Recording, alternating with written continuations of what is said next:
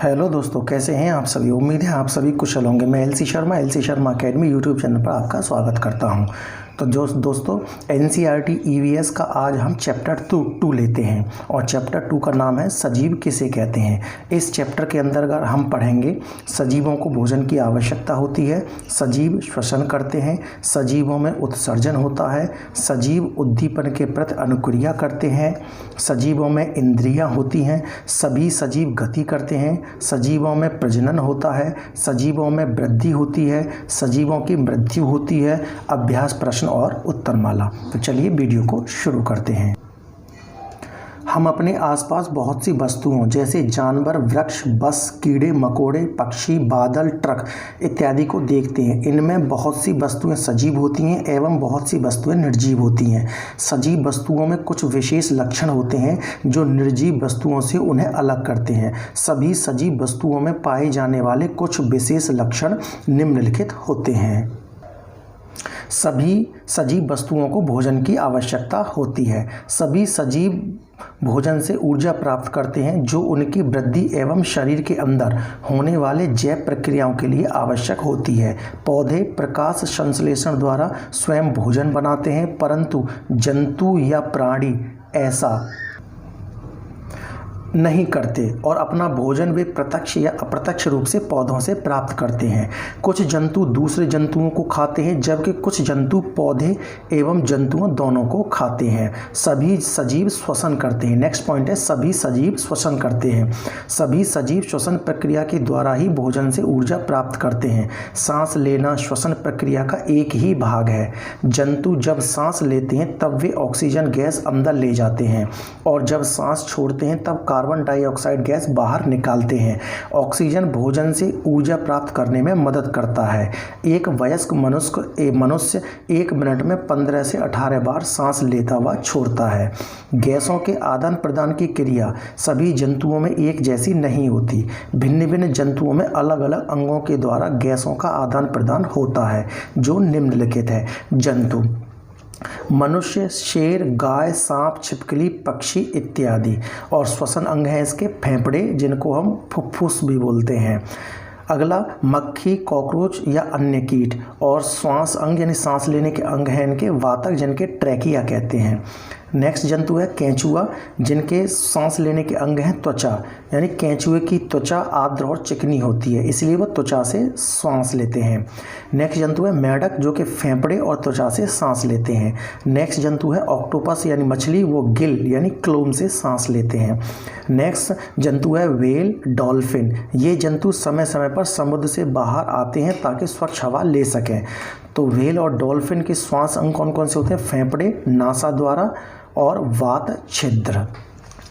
पौधों में गैसों का आदान प्रदान मुख्य रूप से पत्तियों के द्वारा होता है। पत्तियों में उपस्थित सूक्ष्म रंध्रों के द्वारा ऑक्सीजन अंदर जाती है एवं कार्बन डाइऑक्साइड गैस बाहर आती है, परंतु प्रकाश संश्लेषण प्रक्रिया में पौधे कार्बन डाइऑक्साइड गैस अंदर लेते हैं और ऑक्सीजन गैस बाहर छोड़ते हैं। पौधों में प्रकाश संश्लेषण केवल दिन में होता है जबकि श्वसन क्रिया दिन रात होती है। प्रकृति में पौधे ऑक्सीजन के प्रमुख स्रोत होते हैं।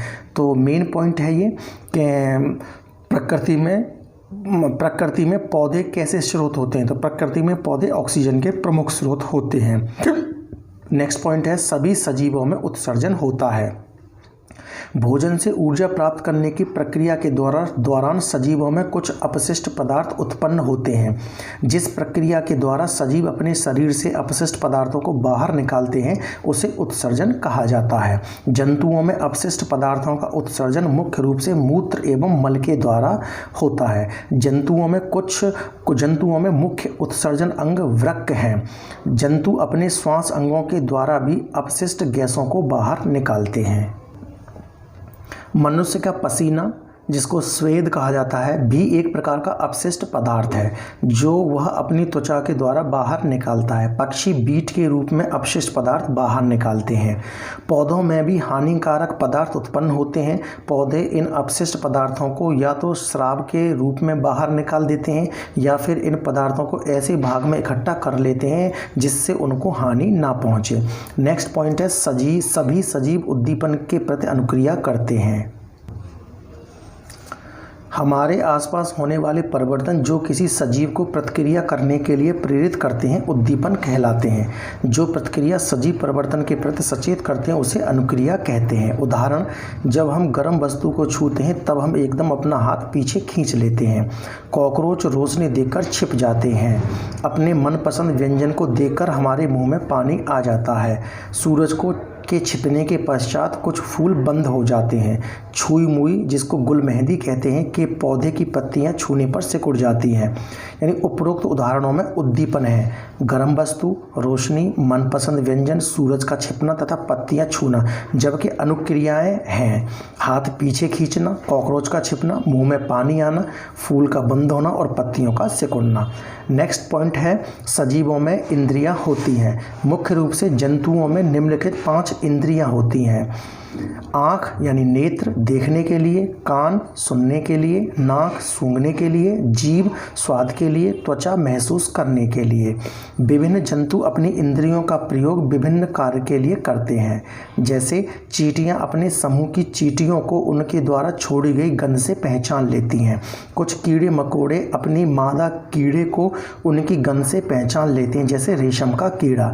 कुछ पक्षी जैसे बाज, गिद्ध और चील, जिनकी दृष्टि मनुष्य से 4 गुना ज़्यादा होती है, अपने शिकार को दूर से देख लेते हैं। पक्षी एक ही वक्त में 2 अलग अलग चीज़ों को देख लेते हैं क्योंकि इनके सिर के दोनों तरफ आँख होती हैं, परंतु इनके आँखों की पुतली घूम नहीं सकती, इसीलिए ये अपनी गर्दन को घुमाकर अपने आसपास देखते हैं। परंतु उल्लू की आंखें चेहरे के सामने होती हैं। कुछ जानवरों के कान बाहर दिखाई देते हैं परंतु कुछ के नहीं। हाथी अपने कान से सुनने के अलावा हवा भी कर सकता है। सांप सुन नहीं सकता परंतु जमीन पर हुए कंपन को महसूस कर सकता है। मच्छर हमारे शरीर की गंध एवं तलवे की गर्मी से हमें अंधेरे में भी ढूंढ लेते हैं। कुछ जानवर अपने मलमूत्र की गंध के द्वारा अपने क्षेत्र को पहचान लेते हैं, जैसे कुत्ता, बाघ और शेर। मेंढक, छिपकली आदि जीव अपने शिकार को पकड़ने के लिए अपनी जीभ का प्रयोग करते हैं। रात्रिचर यानी रात में जगने वाले जानवर एवं पक्षी केवल सफ़ेद और काला रंग ही देख पाते हैं, जैसे उल्लू, रैकून आदि। नेक्स्ट पॉइंट है सभी सजीव गति करते हैं। कुछ जंतु चलते हैं, जैसे मनुष्य, शेर, कुत्ता, बिल्ली आदि। इन जानवरों में अलग अलग गतियों के लिए इनकी अस्थियों में अनेक प्रकार की संधियां होती हैं। मनुष्य में पाई जाने वाली संधियां हैं कंदुक यानी खल्ले का संधि। इस प्रकार की संधि में सभी दिशाओं में गति होती है। यह संधि कंधे एवं कूल्हे में पाई जाती है। नेक्स्ट है हिंज यानी कब्जा संधि। इस प्रकार की संधि में एक ही दिशा में गति होती है। यह संधि कोहनी एवं घुटने में पाई जाती है। नेक्स्ट है अचल संधि। इस प्रकार की संधि में कोई गति नहीं होती है। यह हमारे सिर में पाई जाती है। नेक्स्ट है धुराग्र यानी खुंटी संधि। इस प्रकार की संधि में ऊपर नीचे, दाएं बाएं एवं आगे पीछे की गति होती है और यह संधि हमारे सिर एवं गर्दन को जोड़ती है। नोट, विशेष बात, संधि किसे कहते हैं? जहां 2 या 2 से अधिक अस्थियां यानी हड्डियां आपस में जुड़ती हैं उस जगह को संधि कहते हैं। एक वयस्क मनुष्य में 206 अस्थियां होती हैं। नेक्स्ट, उल्लू काफ़ी हद तक अपनी गर्दन को पीछे तक घुमा सकता है। मैना झटके से अपनी गर्दन आगे पीछे करती है। कुछ जंतु रेंगते हैं, जैसे केंचुआ, सांप आदि। केंचुआ पेशियों एवं शूक की मदद से रेंगता है और सांप पेशियों एवं वलय यानी छल्लों की मदद से रेंगते हैं। कुछ जंतु उड़ते हैं, जैसे पक्षी अपनी पंखों की मदद से उड़ते हैं, परंतु शुतुरमुर्ग और एमू पक्षी उड़ते नहीं हैं, लेकिन ये काफ़ी तेज़ गति से भाग सकते हैं। कुछ जंतु तैरते हैं, जैसे मछली, बतख आदि। मछली अपनी धारा रेखीय शारीरिक आकृति के कारण तैरती है। बतख अपने जाल युक्त पादांगुलियों के कारण तैरती है। मेढक भी पादांगुलियों के कारण तैरता है। कुछ जंतु फुदकते हैं, जैसे मेढक। कुछ जंतु चलते भी हैं, चढ़ते भी हैं और उड़ते भी हैं, जैसे कॉकरोच। पौधे भूमि में स्थिर रहते हैं परंतु उनमें पत्तियों का हिलना, फूलों का खिलना या बंद होना, उद्दीपनों के प्रति अनुक्रिया दिखाना आदि उनमें गति को दर्शाता है। नेक्स्ट पॉइंट है सजीवों में प्रजनन होता है। जिस प्रक्रिया के द्वारा सजीव अपने समान संतान उत्पन्न करते हैं उसे प्रजनन कहा जाता है। वे जंतु जिनके शरीर पर बाल होते हैं एवं जिनके कान दिखाई देते हैं वे बच्चों को जन्म देते हैं। इन जंतुओं को जरायुज कहते हैं, जैसे मनुष्य, कुत्ता, गाय, शेर, हाथी आदि। वे जंतु जिनके कान दिखाई नहीं देते एवं जिनके शरीर पर बाल नहीं होते वे अंडे देते हैं। इन जंतुओं को अंडप्रजक कहा जाता है, जैसे पक्षी, मेढक, बतख, मछली आदि। चमगादड़, व्हेल मछली और सील मछली बच्चों को जन्म देते हैं। जो बच्चों को जन्म देते हैं और दूध पिलाते हैं उन्हें स्तनधारी भी कहा जाता है। नेक्स्ट, जीव और उनके बच्चे। जीव, कपी, इसका बच्चा होता है, इस कपी यानी इसके बच्चे कहलाते हैं। चमगादड़, कुत्ता, शार्क, इनके बच्चे पिल्ला या पिल्ली कहलाते हैं। भालू, इनके बच्चों को शावक कहा जाता है। पक्षी, पेंगुइन, इनके बच्चों को चूजा कहा जाता है। तितली, इनके बच्चों को कैटरपिलर कहते हैं। ऊंट, हाथी, जिराफ, याक, इनके बच्चों को बछड़ा या बछिया कहा जाता है। कौवा, इसके बच्चे को चूजा कहा जाता है। मेढक, इसके बच्चे को टैडपोल कहते हैं। बाज, इसके बच्चे को इयास कहते हैं। घोड़ा और जेब्रा, इसके बच्चे को बछड़ा या बछेड़ी कहते हैं। कंगारू, इसके बच्चे को जोई कहते हैं और बंदर, इसके बच्चे को शिशु कहते हैं। खरगोश के बच्चे को बन्नी कहते हैं। भेड़ के बच्चे को मेमना कहते हैं और शेर के बच्चे को शावक कहते हैं। पौधों में प्रजनन मुख्य रूप से बीजों के द्वारा होता है परंतु उनमें निम्न तरीकों से भी प्रजनन होता है। कैसे? कलम के द्वारा, उदाहरण गुलाब।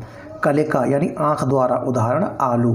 पत्ती के द्वारा, उदाहरण ब्रायोफिलम या पत्थर चट्टा। जड़ द्वारा, उदाहरण शकरकंद। नेक्स्ट पॉइंट लेते हैं, सजीवों में वृद्धि होती है। सजीवों में एक निश्चित आयु तक लगातार वृद्धि होती है। हम देखते हैं कि एक नवजात शिशु वयस्क हो जाता है, एक छोटा पौधा पेड़ बन जाता है।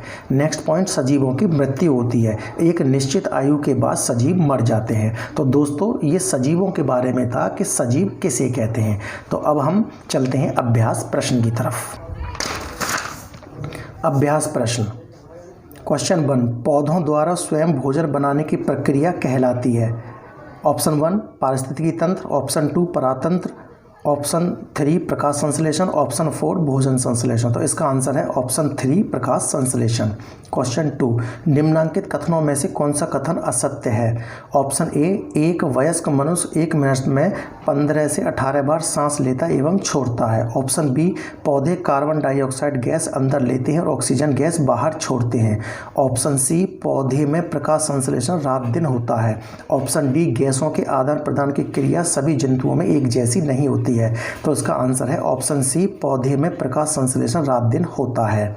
क्वेश्चन 3, किस पौधे की पत्तियां छूने पर सिकुड़ जाती हैं। ऑप्शन ए गुलमोहर, ऑप्शन बी नीम, ऑप्शन सी गुलमेहंदी और ऑप्शन डी गुलदाउदी।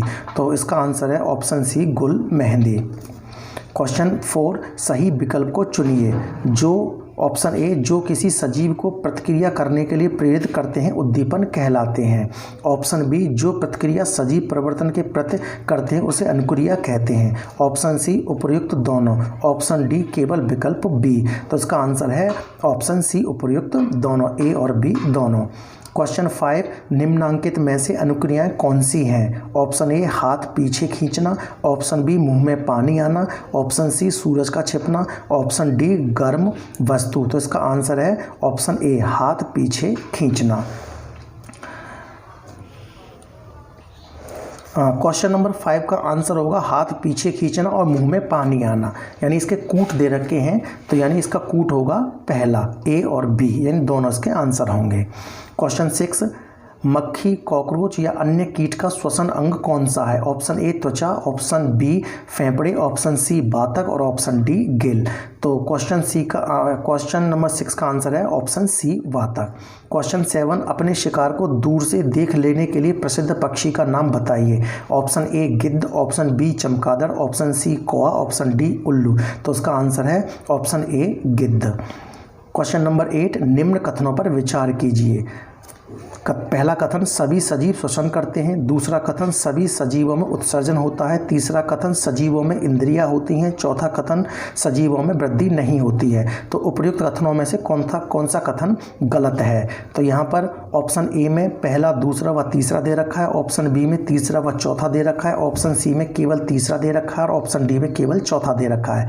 तो इसका आंसर होगा ऑप्शन डी, यानी सजीवों में वृद्धि नहीं होती है। ये इसका आंसर है।